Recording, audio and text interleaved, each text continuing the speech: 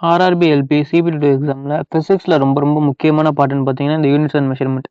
இதில் தப்பு பண்ணுறதுக்கான அதிக சான்ஸ் இருக்குது. ஏன்னா ஆப்ஷன்ஸ் எல்லாம் பார்க்குறதுக்கு உங்களுக்கு ஒரே மாதிரி இருக்கும். சரி வாங்க இன்றைக்கி நம்ம இந்த கன்ஃபியூஷன் இல்லாமல் எப்படி கரெக்டாக ஆன்சர் பண்ணுறதுன்றதுக்காக ஒரு சில கொஷின்ஸ் பார்க்கலாம். Which of the following is dimensionless? பின்னொரு நோட்டில் எது பரிமாணமற்றதுன்னு கேட்குறாங்க. அதாவது டைமென்ஷன்லெஸ் குவான்டிட்டி எதுன்னு கேட்குறாங்க. பரிமாணமற்றது அப்படின்னா அதுக்கு எந்த அளவும் யூனிட்டும் இருக்காது. முக்கியமாக மாசு, லென்த்து, டைம் இது மூணுமே வராது அப்படின்னு அர்த்தம். இப்போ ஆப்ஷன்ஸ் ஒவ்வொன்றா செக் பண்ணுவோம். முதல்ல இருக்கிறது என்ன? வெலாசிட்டி, திசைவேகம் இருக்குது. வெலாசிட்டிக்கு நமக்கு தெரியும் ஃபார்முலா என்ன?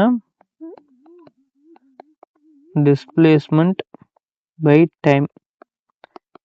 வெலாசிட்டியோட ஃபார்முலா நமக்கு தெரியும். டிஸ்பிளேஸ்மெண்ட்டுக்கு என்ன பண்ணுவீங்க? ஒரு லென்த்து போடுவீங்க, டைமுக்கு டி போடுவீங்க. அப்போ என்ன பண்ணுது? இதுக்கு டைமென்ஷன் இருக்குது, LT⁻⁻1 அப்படின்னு வந்துடும்.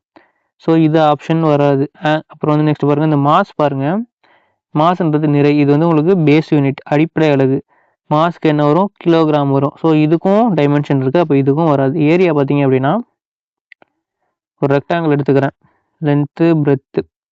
இங்கே வந்து உங்களுக்கு ஒரு லென்த்து வரும் மீட்டர், இங்கிட்டும் ஒரு மீட்டர், இங்கிட்டும் வந்து ஒரு மீட்டர் வரும். அப்போ இங்கிட்டும் ஒரு லென்த்து, இங்கிட்டும் ஒரு லென்த் இருக்குது. L × L² ஏன்னா எல்பின்னு தானே போடுவீங்க ஏரியான்றது.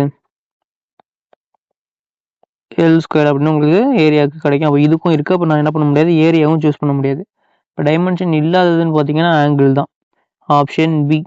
ஏன் ஆங்கிள் அப்படின்னு பார்த்தீங்கன்னா ஆங்கிளோட ஃபார்முலா என்னன்னு பாருங்கள். = Arc length divided by radius. இதான் வந்து உங்களுக்கு ஆங்கிளுக்கான ஃபார்முலா. உங்களுக்கு இப்படி ஒரு ஆங்கிள் இருக்குன்னு வச்சுக்கோங்களேன், இதை தீட்டான்னு எடுத்துக்கிறேன். இதுதான் வந்து உங்களுக்கு ஆர்க் லென்த், இது ரேடியஸ். ஸோ இப்போ வந்து உங்களுக்கு ஆர்க் லென்த், இது வந்து உங்களுக்கு ஒரு லென்த் இருக்கும். அப்போ என்ன பண்ணுவீங்க? இதுக்கு வந்து ஒரு எல் போடுவீங்க. ரேடியஸ் வந்து ஒரு லென்த் இருக்கும், அப்போ இதுக்கு வந்து ஒரு எல் போடுவீங்க. அப்போ இந்த எல்லும் என்ன ஆகிடும்? கேன்சல் ஆகிடும். அப்படி கேன்சல் ஆகிடுச்சுன்னா என்ன பண்ணாது? எல்லும் இருக்காது, எம்மும் இருக்காது, டீயும் இருக்காது இந்த இடத்துல. அதனால தான் என்ன பண்ணுறோம்? ஆங்கிள் அப்படின்ற ஆப்ஷனை சூஸ் பண்ணிக்கிறோம். நெக்ஸ்ட் கொஸ்டின் பாருங்கள். Which one of the following physical quantities represent stress? பின்வரும் இயற்பியல் அளவுகளில் எது தகைப்பை குறிக்கிறதுன்னு கேட்குறாங்க. நம்ம எல்லாரும் நிறைய பேர் சொல்லுவோம் ரொம்ப ஸ்ட்ரெஸ்ஸாக இருக்குது அப்படின்னு. அதே மாதிரி தான் ஃபிசிக்ஸ்லையும் ஒரு பொருளை நீங்கள் இழுக்கும் போது இல்லை தள்ளும் போது அந்த பொருளுக்குள்ள ஒரு எதிர்ப்பு விசை உருவாகும். அதுதான் இந்த மீட்சி விசை அல்லது ரீஸ்டோரிங் ஃபோர்ஸ் அப்படின்றது. இப்போ பாருங்க, ஒரு குறிப்பிட்ட பரப்புல ஏரியாவில் எவ்வளவு ரீஸ்டோரிங் ஃபோர்ஸ், அதாவது இந்த மீட்சி விசை செயல்படுதோ அதுதான் இந்த தகைப்பு அப்படின்றது, ஸ்ட்ரெஸ். இப்போ ஸ்ட்ரெஸ்க்கான ஃபார்முலா என்னன்னு பார்த்தீங்கன்னா stress = restoring force divided by area.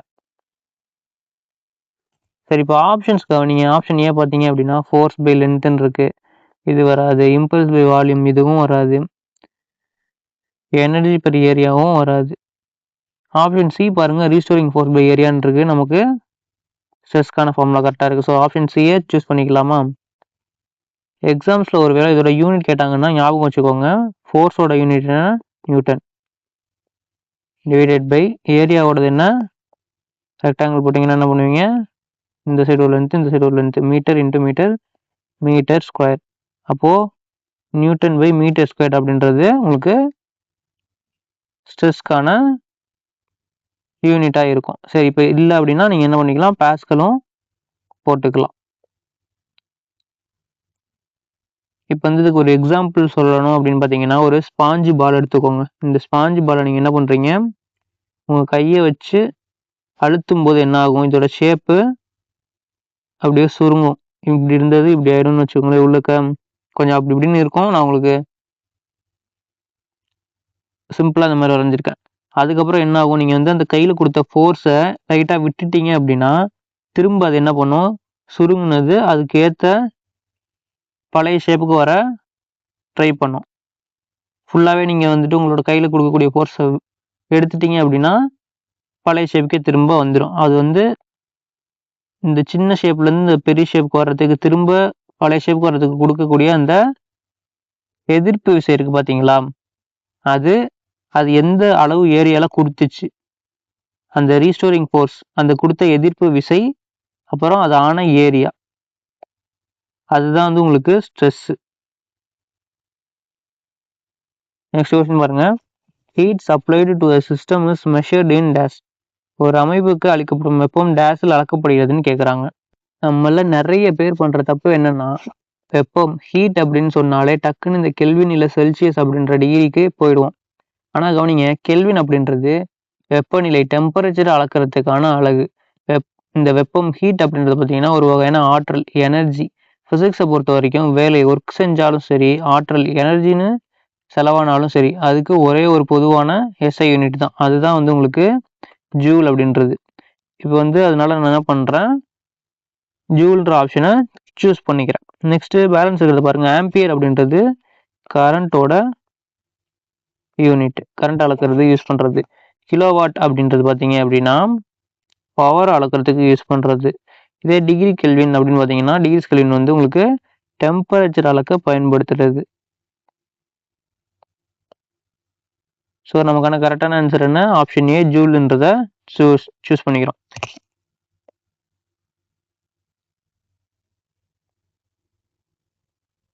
Next question பாருங்க. Generally the capacity of a battery is expressed in dash. பொதுவாக ஒரு மின்கலத்தின் கொள்ளளவு பின்வருவனவற்றில் ஒன்றில் வெளிப்படுத்தப்படுகிறதுன்னு கேட்குறாங்க.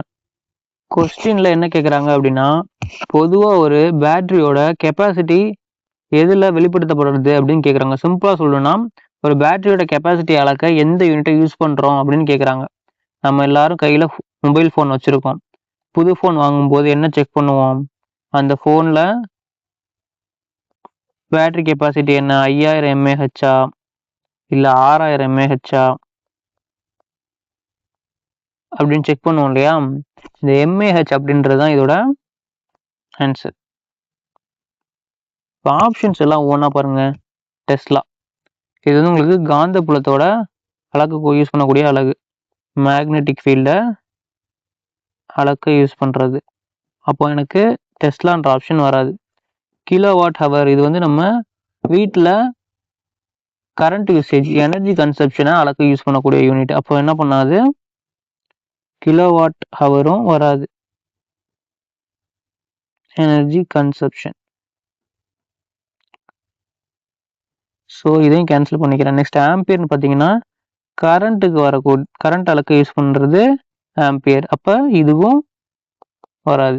இப்போ பேலன்ஸ் இருக்கிறதுன்னு பார்த்தீங்கன்னா நமக்கு ஆம்பியர் ஹவர் தான். அதனால என்ன பண்ணிக்கிறேன், ஆப்ஷன் டியை சூஸ் பண்ணிக்கிறேன். ஆம்பியர் ஹவர்ன்றது சின்ன யூனிட் தான், நம்ம மொபைலில் இருக்கக்கூடிய மில்லி ஆம்பியர் ஹவர். ஒரு பேட்டரி எவ்வளவு கரண்ட்டை எவ்வளவு நேரத்துக்கு கொடுக்கும் அப்படின்றது தான் அதோட கெப்பாசிட்டி. ஃபார் எக்ஸாம்பிள் சொல்லணும் அப்படின்னா, ஒரு பேட்டரி வந்து 10 ஆம்பியர் ஹவர் அப்படின்னு சொல்கிறாங்கன்னு வச்சுக்கோங்களேன். அது வந்து 10 ஆம்பியர் கரண்ட்டை 1 ஹவருக்கு கொடுக்கும் அப்படின்னு அர்த்தம். ஸோ கரெக்டான ஆன்சர் என்ன, ஆம்பியர் ஹவர் அப்படின்றது. உங்கள் ஃபோனில் இருக்கக்கூடிய MAH கான்செப்டை ஞாபகம் வச்சுக்கோங்க, இந்த கொஸ்டின் நீங்கள் மறக்க மாட்டீங்க. நெக்ஸ்ட் கொஸ்டின் பாருங்க. Electron volt is the unit of dash. Electron volt என்பது எதன் அலகுன்னு கேட்குறாங்க. எலக்ட்ரான் வோல்ட் அப்படின்றது எதோட அலகு, அதாவது எலக்ட்ரான் வோல்ட் எதை அளவுக்கு பயன்படுது. நீங்கள் கவனிங்க, இதை வந்து எப்படி பிரிக்கலாம் அப்படின்னு பார்த்தீங்கன்னா, எலக்ட்ரான் இன்டு வோல்ட், இதானே உங்களுக்கு சொல்கிறாங்க எலக்ட்ரான் வோல்ட் அப்படின்னு சொல்லிட்டு. இது வந்து பார்த்தீங்க அப்படின்னா ஃபிசிக்ஸ் ஃபார்முலா படி பார்த்தீங்கன்னா எலக்ட்ரான் இன்டு வோல்ட் அப்படின்றது, எலக்ட்ரான்ன்றது வந்து உங்களுக்கு மின் நூட்டம், வோல்டேஜ்ன்றது வந்து உங்களுக்கு மின் அழுத்தம், நமக்கு கிடைக்கிறது ஒர்க்கு ஆர் எனர்ஜி. இப்போ ஆப்ஷன்ஸ் பாருங்க. சார்ஜ் ஆஃப் எலக்ட்ரான், இதோட யூனிட் என்னன்னு பார்த்தீங்க அப்படின்னா கூலும். அப்போ நமக்கு ஆப்ஷன் பி வராது. பொட்டன்ஷியல் டிஃபரன்ஸ் இதோட யூனிட் வோல்ட். இப்போ இதுவும் கிடையாது. நெக்ஸ்ட் பவர், இதுக்கு வரக்கூடிய யூனிட் பார்த்தீங்கன்னா வாட். இப்போ இதுவும் நமக்கு வராது. அப்போ எனர்ஜி, ஆற்றல் தான் சரியான ஆன்சர், ஆப்ஷன் ஏ. நீங்க வந்து அட்டாமிக் பிசிக்ஸ்ல எலக்ட்ரான் மாதிரி இருக்கக்கூடிய ரொம்ப சின்ன துகள்களோட ஆற்றல் அளக்க இந்த எலக்ட்ரான் வோல்ட் தான் உங்களை யூஸ் பண்ணுவாங்க. ஒரு சின்ன எக்ஸாம்பிளுக்கு ஞாபகம் வச்சுக்கோங்க. 1 எலக்ட்ரான் வோல்ட் அப்படின்றது 1.602 into 10⁻⁻19 ஜூல்ஸ். இந்த வேல்யூவும் உங்களுக்கு கேட்கலாம், அதனால தான் திரும்ப திரும்ப சொல்லிட்டு இருக்கேன். ஏன்னா இதுவும் வந்து உங்களுக்கு ஒரு வகையான ஆற்றல் தான். வீண் இருக்கு அப்படின்னு சொல்லிட்டு பொட்டன்ஷியல் டிஃபரன்ஸு வோல்டேஜை போய் சூஸ் பண்ணிடாதீங்க. இப்போ வந்து இந்த ஒர்க்கு எலக்ட்ரான் இன்ட்டு வோல்ட் அப்படின்றத நான் எப்படி ஒர்க்கு அப்படின்னு சொல்கிறேன்னா, இது உங்களுக்கு ஞாபகம் வச்சுக்கிற மாதிரி கான்செப்ட் சொல்கிறேன், புரிஞ்சுக்கோங்க. சரி, ஓகே. வந்து ஒரு பேட்டரி எடுத்துக்கோங்க. அப்புறம் இன்னொரு சைடு வந்து உங்களுக்கு பல்ப் எடுத்துக்கோங்க. சர்க்யூட்டில் நான் என்ன பண்ணியிருக்கேன், ஒரு battery plus minus and light bulb. இப்போ இந்த இடத்துல வந்துட்டு கரண்ட் எப்போ ஃப்ளோ ஆகும், எலக்ட்ரான்ஸோட ஃப்ளோ இப்படி இருந்தால் தான் உங்களுக்கு கரண்ட் ஃப்ளோ ஆகுது அப்படின்னு நம்ம சொல்லுவோம். இப்போ வந்து நீங்கள் வீட்டில் இருக்கக்கூடிய பல்பை எடுத்துக்கோங்க. நீங்கள் சுவிட்சை போடுறீங்க அப்படின்னா என்ன ஆகும், சுவிட்சை ஆன் பண்ணுறீங்க, அப்போ என்ன ஆகும், அந்த லூப் வந்து உங்களுக்கு க்ளோஸ் ஆகும். க்ளோஸ் ஆகிட்டு உங்களுக்கு கரண்ட் ஃப்ளோ பல்புக்கு போகும். அதனால என்ன ஆகும், உங்களுக்கு பல்பு எரியும். இதே வந்து நீங்கள் சுவிட்சை வந்துட்டு ஆஃப் பண்ணிட்டீங்க அப்படின்னா அந்த கரண்ட் ஃப்ளோ இருக்காது. ஓகேங்களா, ஆனில் இருக்குன்னு சொல்லுவோம். இந்த எலக்ட்ரான்ஸோட ஃப்ளோ இருக்கும் அப்படின்னு சொல்கிறனால, எலக்ட்ரான்ஸோட ஃப்ளோ இருந்தால் தான் உங்களுக்கு என்ன பண்ணும், கரண்ட்டு இருக்குது அப்படின்னு நம்ம சொல்லுவோம். இப்போ வந்து நம்ம எலக்ட்ரான்ஸ் மட்டும் ஃப்ளோ ஆனால் நம்ம வந்துட்டு அங்கே ஒர்க் நடந்திருக்கு அப்படின்னு சொல்ல முடியுமா, முடியாது. எலக்ட்ரான்ஸ் ஃப்ளோ ஆகணும் அப்படின்னா அதுக்கு என்ன தேவை, இப்போ தண்ணி எடுத்துக்கிட்டிங்கன்னா, இப்போ தண்ணி பைப்பில் இருந்து உங்களுக்கு வருது. அந்த தண்ணி பைப்பில் சும்மா உங்களுக்கு தண்ணி மட்டும் தான் வந்துருமா, வராது. தண்ணி வர்றதுக்கு அந்த ப்ரெஷர் இருக்கணும். அந்த ப்ரெஷர் இருந்தால் தான் என்ன பண்ணும், தண்ணி ஃபுல் ஃபோர்ஸில் வெளியில் வரும். அப்போது தண்ணி மட்டும் இருந்தால் பத்தாது, எலக்ட்ரான்ஸ் மட்டும் இருந்தால் பத்தாது, அதுக்கு அந்த வோல்டேஜ் பொட்டன்ஷியல் டிஃபரன்ஸ் தேவை. அது ரெண்டும் இருந்தால் தான் உங்களுக்கு வேலை நடக்கும். அதுதான் என்னன்னு சொல்கிறாங்க, எனர்ஜி ஆர் ஒர்க், வேலை அப்படின்னு சொல்கிறாங்க. இந்த இடத்துல வேலை அப்படின்றது நமக்கு என்ன நடந்திருக்கு, இந்த பேட்டரியிலேருந்து எலக்ட்ரான்ஸ் ஃப்ளோ ஆகி இந்த பல்பு நமக்கு க்ளோ ஆகுது. அதுதான் இந்த இடத்துல நமக்கு கிடைச்ச வேலை. Parsec is the unit measurement of, parsec என்பது எதன் அலகு அளவீடாகும்னு கேட்குறாங்க. பாருங்க, நம்ம ஒரு ஊர்ல இருந்து இன்னொரு ஊருக்கு போகிற தூரத்தை கிலோமீட்டரில் அளப்போம். இப்போ நான் வந்து புதுக்கோட்டையில் இருக்கேன். இப்போ நான் என்ன பண்ணுறேன், புதுக்கோட்டை டு சென்னை போகிறேன் அப்படின்னு வச்சுக்கோங்களேன். இந்த டிஸ்டன்ஸ் என்ன பண்ணுவோம், நம்ம கிலோமீட்டரில் அளக்குறோமா. ஆனால் ஸ்பேஸில் இருக்கக்கூடிய ஒரு ஸ்டாருக்கும் இன்னொரு ஸ்டாருக்கும் நடுவில் இருக்கக்கூடிய டிஸ்டன்ஸை நீங்கள் என்ன பண்ண முடியாது, இந்த மாதிரி கிலோமீட்டரில் அளக்க முடியாது.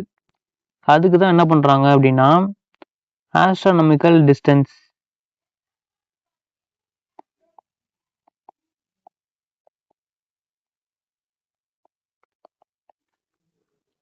வானியல் தொலைவு அப்படின்ற அலகுகளை பயன்படுத்துகிறாங்க. இது வந்து உங்களுக்கு லைட் இயர் அப்படின்னு பார்த்தீங்க அப்படின்னா, லைட் இயர்ன்றது கேள்விப்பட்டிருப்பீங்க.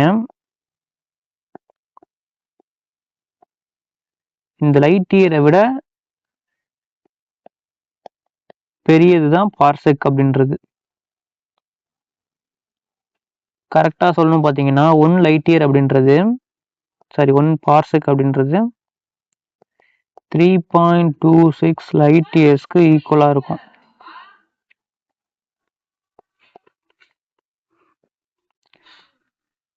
சரி, இப்போ வந்து எனக்கு ஆஸ்ட்ரானமிக்கல் டிஸ்டன்ஸ் தான் இது பண்ண போகிறோம் அப்படின்னு சொல்லியாச்சு, பார்செக்ன்றது. அப்போ என்ன பண்ணுறோம், ஆப்ஷன் பியை சூஸ் பண்ணிக்கிறேன். இப்போ மற்ற ஆப்ஷன்லாம் ஏன் வராதுன்னு பார்த்துங்க, டென்சிட்டி ஆஃப் ஸ்டார்ஸ் அப்படின்றது இது வந்து உங்களுக்கு அடர்த்தியை பற்றினது கிடையாது, அதனால ஆப்ஷன் ஏவை சூஸ் பண்ண முடியாது. பிரைட்னஸ் ஆஃப் ஹெவன்லி பாடிஸ், இது வந்து உங்களுக்கு ஒளிர்வு பற்றினதுக்கும் கிடையாது. அதனால எனக்கு சின்ற ஆப்ஷனும் வராது. Orbital velocity of giant stars, இது வந்து உங்களுக்கு வேகத்தை பற்றினதும் கிடையாது. அதனால ஆப்ஷன் டியும் வராது. அதனால தான் என்ன பண்ணியிருக்கேன், ஆப்ஷன் பி ஆஸ்ட்ரோனமிக்கல் டிஸ்டன்ஸை சூஸ் பண்ணியிருக்கேன். ரயில்வே எக்ஸாம்ஸில் மாற்றி மாற்றி கேட்பாங்க. தூரத்தை அளக்கக்கூடிய மிகப்பெரிய அலகு எதுன்னு கேட்டாலும் உங்களுக்கு பார்செக் தான். நெக்ஸ்ட் கொஸ்டின் பாருங்க. 1 atmospheric pressure is equal to dash bar. ஒரு வளிமண்டல அழுத்தம் என்பது டேஷ் பார் என்பதற்கு சமம்னு கேட்குறாங்க. நம்ம பூமியை சுற்றி இருக்கக்கூடிய காற்றோட அழுத்தத்தை அளக்கிறதுக்கு நிறைய யூனிட்ஸ் இருக்கு. அதில் முக்கியமான 2 தான் இந்த அட்மாஸ்பியர் ஏடிஎம், இன்னொன்று இந்த பார் அப்படின்றது. இது ரெண்டும் கிட்டத்தட்ட ஒரே அளவு தான். ஆனால் ஒரு சின்ன டிஃபரன்ஸ் இருக்குது. அது என்னன்னு பார்த்தீங்கன்னா 1 ஏடிஎம் அப்படின்றது உங்களுக்கு 1.01325 பாருக்கு ஈக்குவலாக இருக்கும். இப்போ ஆப்ஷன்ஸ் பார்த்தீங்க அப்படின்னா ஆப்ஷன் சி பாருங்க 760. இது வந்து உங்களுக்கு எம்எம் ஆஃப் ஹச்ஜியில் சொல்லும்போது வரும். ஸோ இது கிடையாது. இதே வந்து உங்களுக்கு கிலோ பாஸ்கல்ல கேட்குறாங்க அப்படின்னா நீங்கள் 101.325 ஆப்ஷன் டிஎம் சூஸ் பண்ணிக்கலாம். ஆனால் உங்களுக்கு இப்போ கிலோ பாஸ்கல்ல கேட்கல, பாரில் தான் கேட்குறாங்க. அப்போ நான் என்ன பண்ண முடியாது, ஆப்ஷன் டியும் சூஸ் பண்ண முடியாது.